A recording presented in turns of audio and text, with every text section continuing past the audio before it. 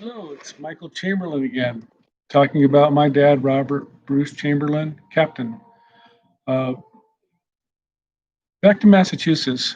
I can remember one thing that happened in Massachusetts, and I wasn't seeing any cartoons. I checked every channel, and there was no cartoons. I couldn't believe it. Every channel had this funeral, and my mom was crying like crazy. It was the funeral of Kennedy, and that's what I was thinking of because I was in kindergarten. One interesting thing about it is I almost feel like the military kind of taught dad as this E1 enlisted guy to hate the president of the United States because he didn't bomb Cuba. Now, I could be wrong, but I sort of get that impression. Uh, Even people I know from England complain that the Kennedys were horrible people.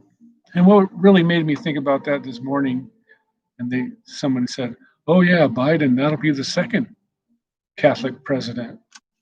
I got shivers thinking about what happened to the first Catholic president. Uh, Another thing is, you know, the same Kennedy where the same hospital where David was born is the hospital where the Kennedys lost a child at Otis Air Force Base. So another thing that I remembered is, my dad in the Boy Scouts liked to show us the stars and constellations and things like that. And the last time we did this, I was probably 14, maybe 13 years old. And I don't know why, but I could never figure out what he was pointing at in the sky at all. I mean, now I study the stars like crazy. I know the constellations quite well. I enjoy watching satellites. Another thing he did was he showed me the first satellite.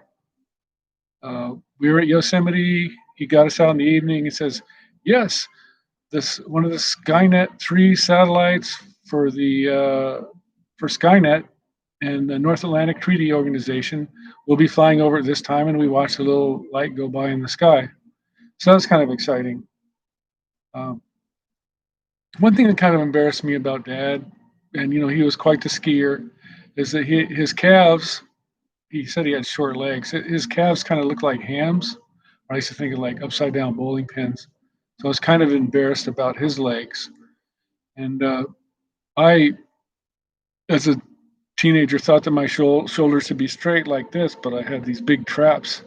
And so I kept looking at myself in the mirror, thinking that I had sloping shoulders, thinking of the kid in the back of the comic book that gets sand kicked on them.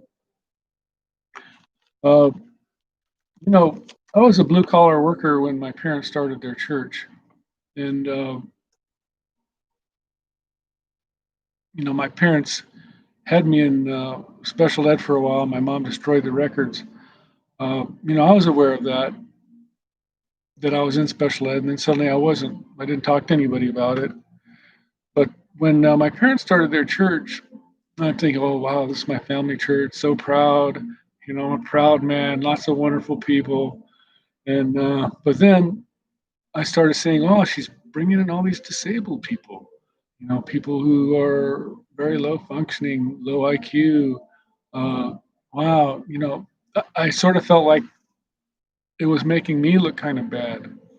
And I was blue collar. I didn't really understand the world much. They used to always say I was very idealistic. Well, I'm more idealistic now, but I also am a little bit jaded over the way that we treat the disabled people, and many, many people in our world. Uh, so now, I've been a special ed teacher for 20 years, and I work with the disabled. Many of my students, parents are prostitutes, drug addicts. Many of my students, I've had little kids like 12 years old tell me how they like to go out and prostitute themselves, and it's just really sad. Uh, the world's a lot worse place than I imagined from inside the toy factory. When Brandon had told me that he had a teacher that was really mean, my mom was always volunteering in that classroom. I didn't know at the time that Brandon thought this was a mean teacher. I knew that James had her as a teacher the year before, or 2 years before. So I think my mom was going in there trying to shelter Brandon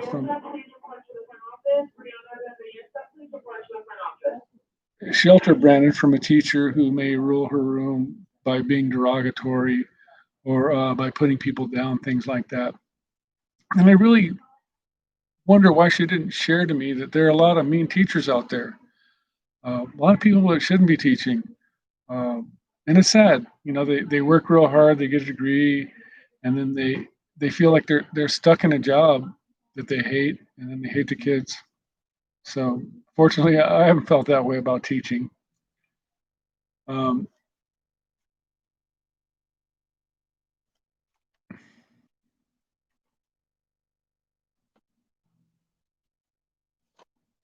oh, sorry for the pause there.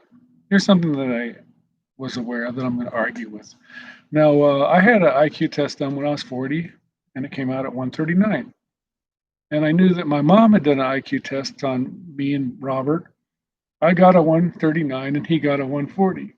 And the question that he got righter than mine, which I don't agree with,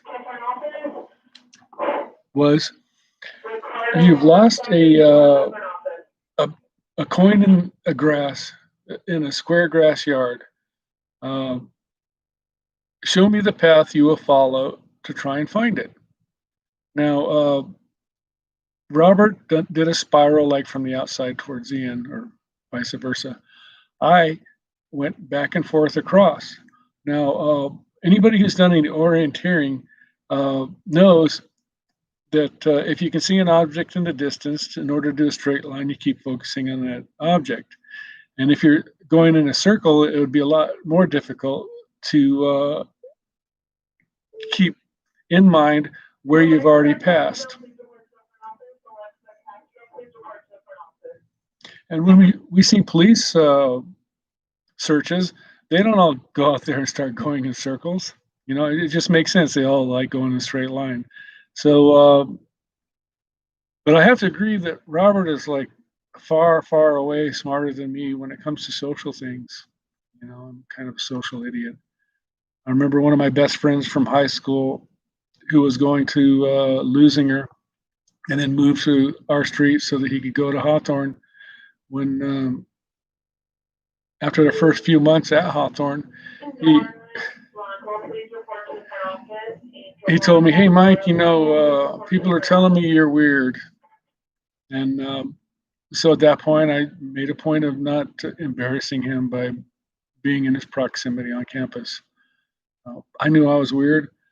Uh, I didn't want to be weird. Uh, but, I just accepted myself for the way that I am. Uh, when you have autism, you have some timing problems. Most people follow a certain timing rhythm. And in autism, that rhythm of communicating is off. So it was really hard for me to insert myself into conversations because I didn't understand the meter of when that's okay. And also, aunts and uncles, I really didn't understand when you tell me something and I had an idea. So I tell you my idea and then you tell me don't talk back. So another problem with having a high intelligence in school is you see a lot more correlations to what the teacher's talking about. So, for example, my my teacher in fifth grade, Ms. Michler, she says, "Okay, class, which direction does lightning come from?" And she says it comes from the sky, and I says, "No, it actually goes down to the ground from the sky, but it also goes back up." And I had seen it driving across the prairies in Kansas. We're driving along. There's this huge storm going on, and it starts out like a little spark about this big and just shoots into the sky. So I say, yeah, it goes both directions, Ms. Michler. And she came over and like took books and started hitting them on my head, going, "Lightning comes from the sky. Lightning comes from the sky." And then she was trying to explain eclipses in a way that I didn't understand. And she made me stand up and she started like turning me around. I didn't understand what she was saying about eclipses and the shadows. Uh, So in a class, when someone's interrupting like that, you have to think about, well, is the rest of the class going to understand what this kid's talking about? And maybe not. The teacher has to take control of the classroom, so they need to get the kid quiet. So I heard a lot of earth the mic, come back to reality. So that's the end for right now.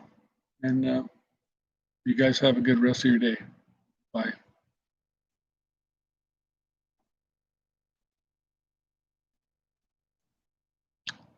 Oh, yeah, one more thing.